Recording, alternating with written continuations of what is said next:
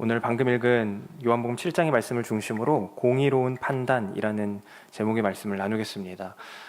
제가 자주 설교 가운데 했던 말 중에 하나는 인생은 선택의 연속이다라는 말입니다. 정말 많이 했던 것 같은데요. 사실 그 선택 하나하나들은 판단에 의해 이루어지죠. 내가 이렇게 좋게 판단하면 이렇게 행하는 것이고 저걸 좋게 판단하면 저렇게 행하는 것이잖아요. 우리가 그런데 그 판단은 어떤 근거가 필요합니다. 우리가 미래를 알 수 있다면 제대로 된 판단을 할 수 있을까요? 이런 생각을 하게 된 계기가 있어요. 예전에 넥스트라는 영화가 있었습니다. 2분 정도의 시간을 미리 알 수 있는, 그러니까 미래를 볼 수는 있는데 2분 정도만 앞에 보는 거예요. 근데 이 사람이 뭐 카지노에 가서 돈도 쉽게 따요. 왜냐면 어디서 뭐가 터지는지를 가만히 2분 앞을 내다보다가 거기 가서 이제 막 하는 거거든요. 그 다음에 도망도 쉽게 다닙니다. 막 쫓아오는 사람들이 어디로 어느 경로로 오는지 어디를 못 보는지를 다 경우의 수를 다 보면서 도망 다니는 거예요. 그러면서 활약하는 내용의 영화였는데 저도 그 정도만 미리 알고 판단할 수 있으면 참 좋겠다는 생각이 그때 들었어요. 조금 생각해 보니까 저는 2분도 필요 없을 것 같아요. 한 4초 정도만 있으면 될 것 같아요. 흘렸던 말도 다시 주워 담을 수도 있고 여러 가지 그냥 딱딱, 그렇죠? 근데 설령 4초를 미리 2분을 10분을 미리 알 수 있다고 하더라도 사실 우리는 아무것도 모릅니다. 주님이 언제 오실지도 모르고 세상이 어떻게 돌아갈지, 그 사람이 어떤 사람인지 이런 거 하나도 모릅니다. 예측이나 예상은 어떤 보이는 근거들을 바탕으로 하는 거죠. 그게 예측이잖아요. 그런데 아무리 열심히 분석해봐도 예상대로 돌아가지 않는 게 인생입니다. 우리가 너무 잘 알잖아요. 그런데도 미래만이 아니라 사람에 대해서도 아니면 지금 처해 있는 이 상황 속에서도 그냥 겉으로 드러나는 것은 무엇이고 그 속의 진실은 무엇인지도 모르면서 우리는 굉장히 쉽게 판단하고 결정을 내려 나갑니다. 물론 우리는 뭔가를 항상 매번 매순간 결정을 해야 되는 존재이기 때문에 그렇게 할 수밖에 없는 것도 사실이죠. 그런데 이게 맞다, 저게 맞다고 여기저기 이렇게 이야기하는 말들을 듣다 보면 뉴스 같은 데서 특히 그러잖아요. 그 말을 믿고 누군가를 욕하기도 하고 저 사람은 쓰레기가 분명해 라고 언론이 말한다면 우리도 똑같이 말하는 거죠. 혹은 칭송하기도 합니다. 그러다가 후에 그게 아님이 드러났을 땐 어떻게 하죠? 뭘 어떻게 합니까? 그냥 잊어버리는 거지. 모르쇠가 되는 거잖아요. 그게 지금까지 우리가 겪어왔고 살아왔던 현실입니다. 사실 오늘 본문의 예수님을 평가하는 사람들의 소리도 이와 같았어요. 예수님은 어딜 가나 사람들의 관심을 받으셨습니다. 초막절을 맞아서 성전에 올라가실 때에도 유대인들은 예수님을 찾고 있었습니다. 예수님이 그 전에 막 이것저것 사람들을 고치기도 하고 기적을 베푸시기도 하고 이런 이유에서 따라다니는 사람도 있었겠지만 반대로 오히려 잡아서 이렇게 하려고 하는 사람들도 많았습니다. 대부분이 그랬죠. 오늘 본문은 특별히 예수님이 은밀하게 이동하셨지만 그 은밀히 이동하는 예수님을 유대인들이 찾았다 이렇게 표현을 합니다. 예수님이 은밀하게 움직이신 이 이유는 내가 숨어 다녀야 할 만큼 아직 능력이 부족해서가 아니라 철저하게 하나님의 때와 뜻을 기다리기 위해서였습니다. 그러나 예수님을 찾는 유대인들의 목적은 완전히 달랐어요. 하나님의 뜻 이런 것 관심도 없었습니다. 그리고 그렇게 예수님을 찾는 와중에 예수가 어떻대 저떻대 하는 말들, 그 수군거림들이 있었습니다. 그러나 그 수군거림은 말 그대로 수군거림이었을 뿐 드러내어 말하는 자는 없었다 이렇게 본문이 말해요. 이것도 되게 재밌죠. 그냥 뒤에서 수군수군하는 말들이 옆에서도 다 들릴 만큼 있는데도 불구하고 대놓고 말하는 사람은 한 명도 없었다는 거예요. 12절부터 보면 이렇게 되어 있습니다. 예수에 대하여 무리 중에서 수군거림이 많아 어떤 사람은 좋은 사람이라 하며 어떤 사람은 아니라 무리를 미혹한다 하나 그러나 유대인들을 두려워함으로 드러나게 그에 대하여 말하는 자가 없더라. 유대인들이 두려운 이유는 그들이 두려워할 만하게 행동했기 때문이에요. 유대인들이 막 공격적이고 적대적인 모습을 보였기 때문입니다. 그러던 와중에 명절의 중간이 된 거예요.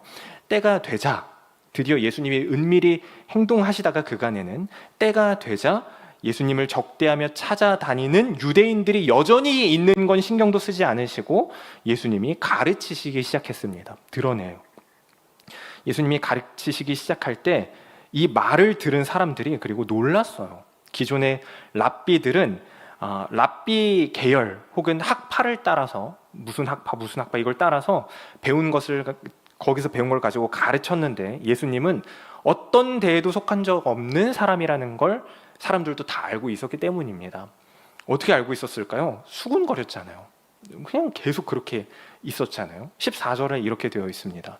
이미 명절의 중간이 되어 예수께서 성전에 올라가서 가르치시니, 성전에 올라갔다는 건 어떤 눈치 이런 것도 전혀 보지 않았다는 거거든요. 15절에 유대인들이 놀랍게 여겨 이르되 이 사람은 배우지 아니하였거늘 어떻게 그를 아느냐 하니, 예수님이 무엇을 가르치셨는지 저는 궁금해요. 도대체 뭘 가르치셨을까?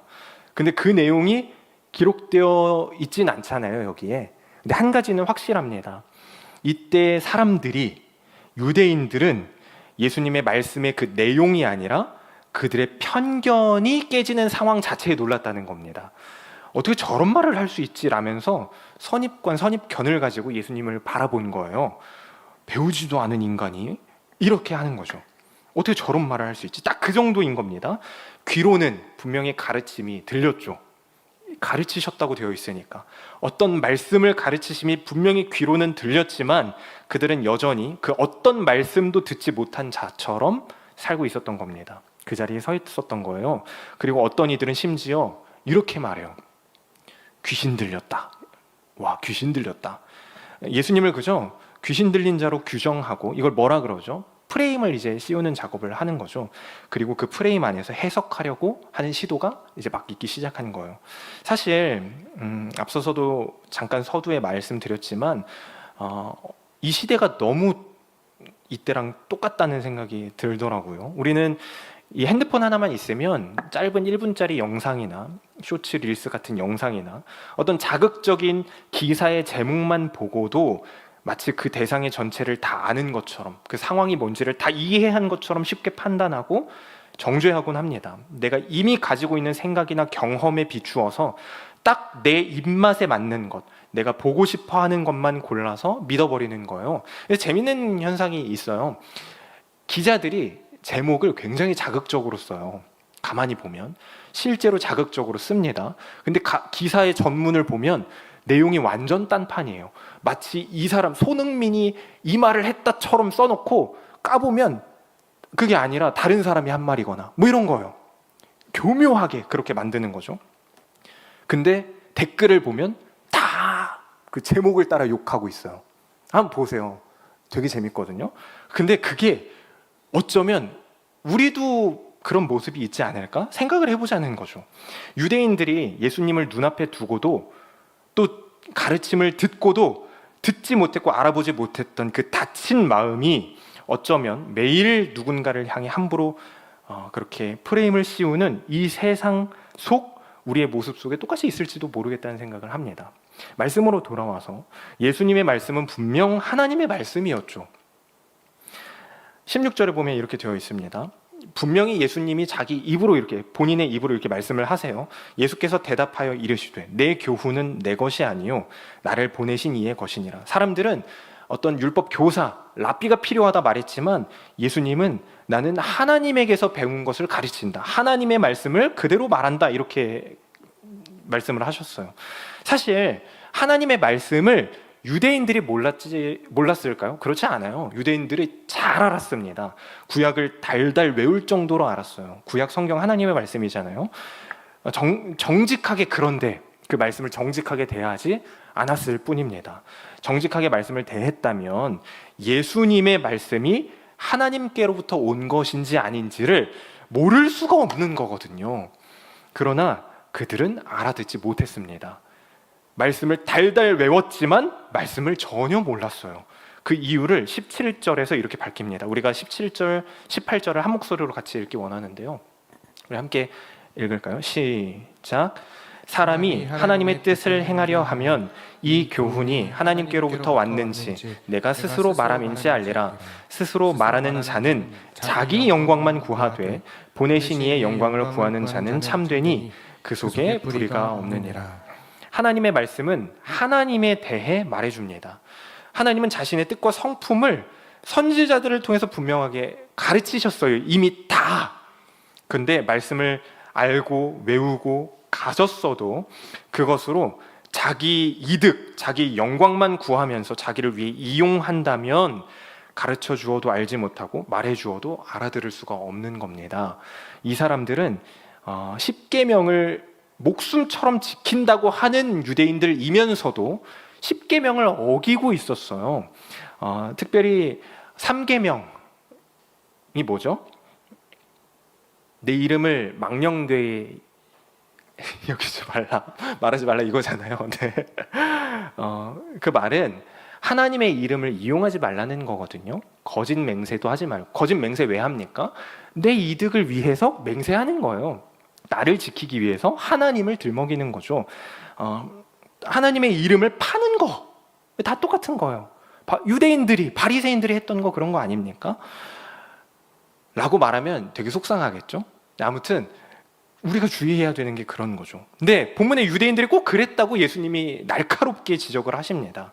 예수님은 그렇게 말씀을 자기 입맛에 따라 적용하고 해석하는 자들의 간사함을 예를 한 가지 들어서 말씀을 하시는데요. 모세의 율법을 대하는 그 이중적인 태도를 예로 드세요. 22절에 보면 이렇게 되어 있습니다. 모세가 너희에게 할례를 행했으니 그러나 할례는 모세에게서 난 것이 아니라 조상들에게서 난 것이라. 모세는 거의 완전 위인급입니다. 유대인들에게는 엄청난 선지자죠. 우리에게도 마찬가지지만.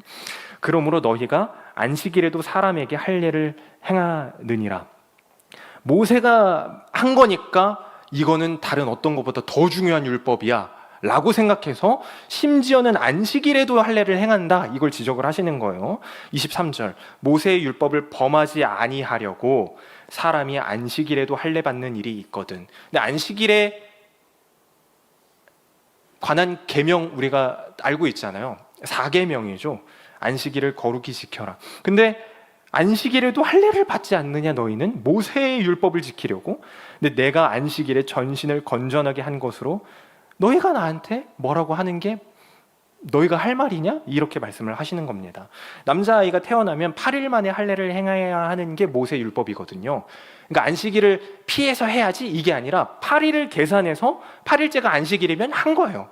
근데 그들은 모세 율법을 지켜야 한다고 생각했기 때문에 안식일에도 그렇게 한 겁니다. 근데 자신들이 예수님에 대해서 분노했던 지점이 뭐였냐면 안식일을 거룩히 지켜야 하는데 어떻게 감히 병자를 고칩니까? 이거였거든요.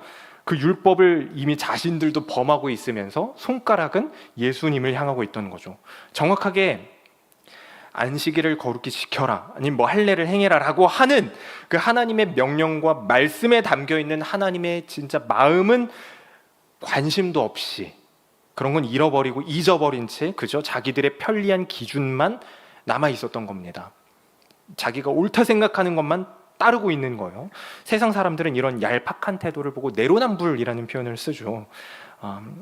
내가 막 이렇게 하다가 갑자기 찔리는데, 지각하면 차가 막히는 어쩔 수 없는 상황이었고, 남이 지각하면 게으른 거고, 이런 식으로 막 넘어가겠습니다. 신앙생활도 이렇게 할 때가 얼마나 많습니까? 사실 내가 짓는 죄와 타협은 하나님도 이 상황은 이해해 주실 거야 라고 이렇게 쉽게 넘어가 버리는데, 그렇게 합리화하면서 남의 가진 어떤 자기의 기준이면서도 불구하고, 자기의 기준인데도 불구하고 남이 보여주는 그 티와 허물은, 그 실수는, 그 잘못은 그 어느 때보다 날카로운, 그것도 하나님의 말씀을 이라고 하는 이 성경적인 잣대를 들이대면서 비판을 하는 이 모습, 사실 우리 스스로를 계속 돌아보게 하는 말씀이지 않나 싶습니다.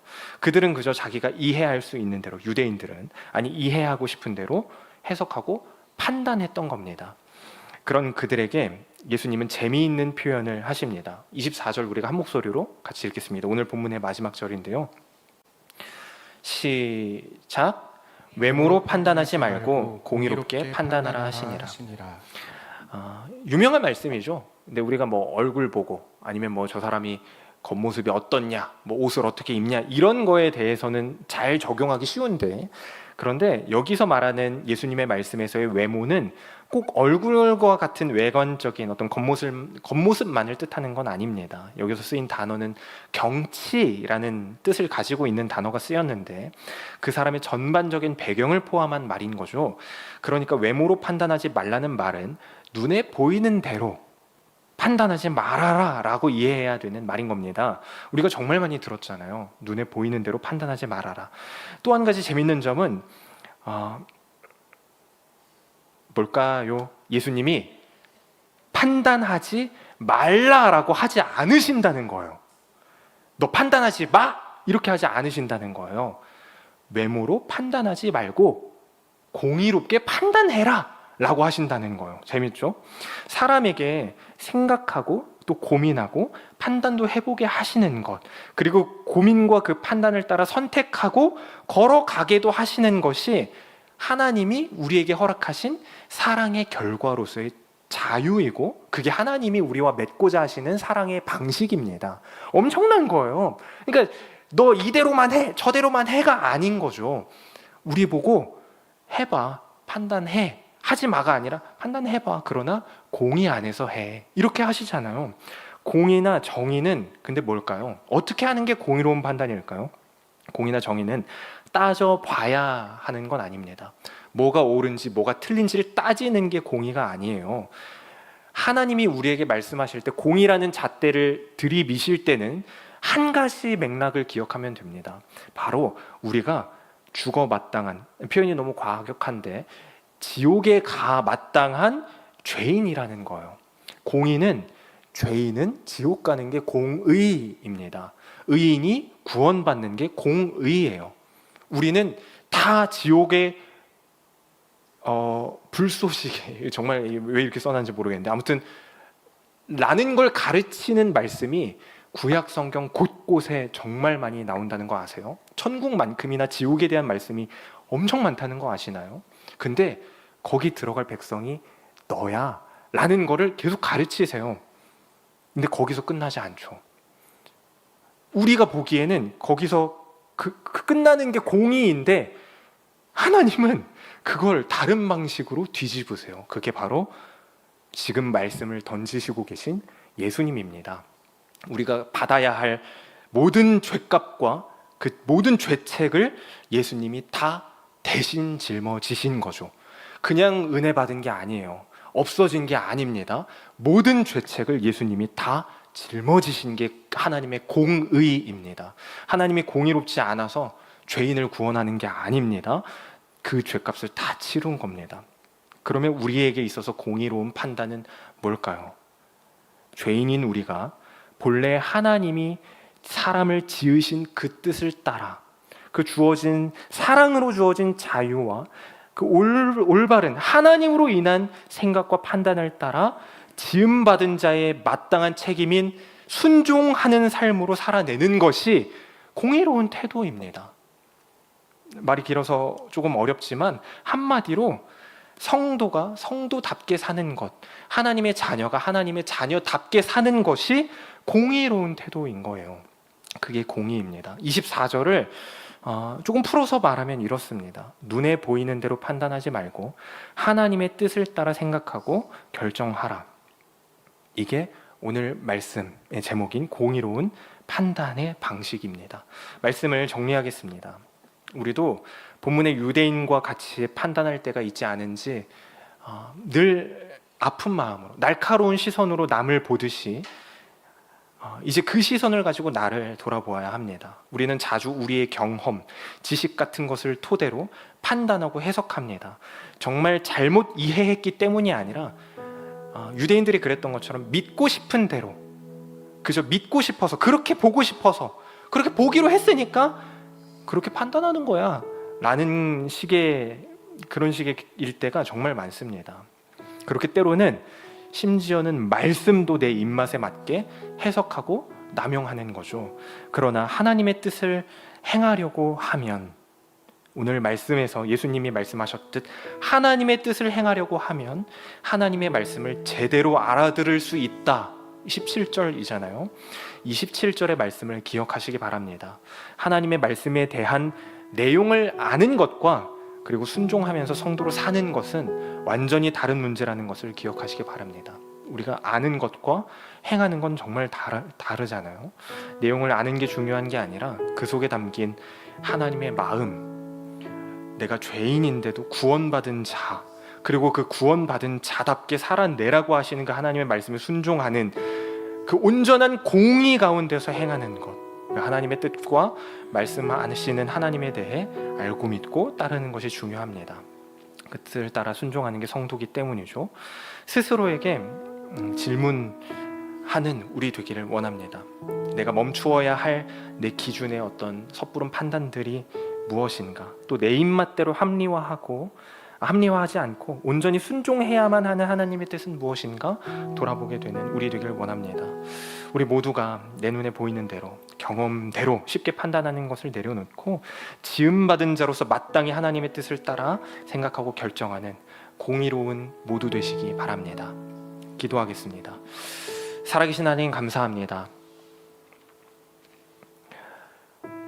눈에는 눈으로, 이에는 이로 갚아야 하는 것이 공의인데, 죄인이 그 끊어진 채로 이미 죽은 것이 공의인데, 그 모든 값을 하나님이신 그리스도 예수, 그 독생자 예수님이 짊어지시고 대신 죽으셨다, 부활하심으로 다 갚으셨다 말씀하신 하나님, 그러므로 너희에게 공의는 더 이상 죽음의 상태도, 눈에는 눈도 아니라 구원받은 자로 살아내는 것, 내 말을 따라 완전한 나의 이끌음을 따라서 순종하는 것이 정말 진정한 공의라는 것을 기억하는 자로 우리가 오늘 다시 한번 우리를 돌아보고 그 자리 가운데 하나님 말씀을 새겨 넣으면서 살아낼 수 있도록 주님 붙들어 주시고 인도하여 주옵소서.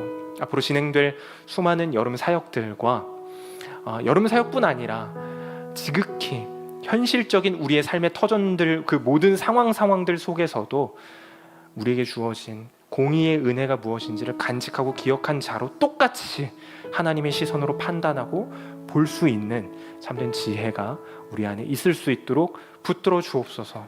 그렇게 은혜 가운데 거하게 되길 소망하오며 감사드리며 살아계신 예수님 이름으로 기도드립니다. 아멘. 우리 함께 주기도문으로 예배를 마치겠습니다.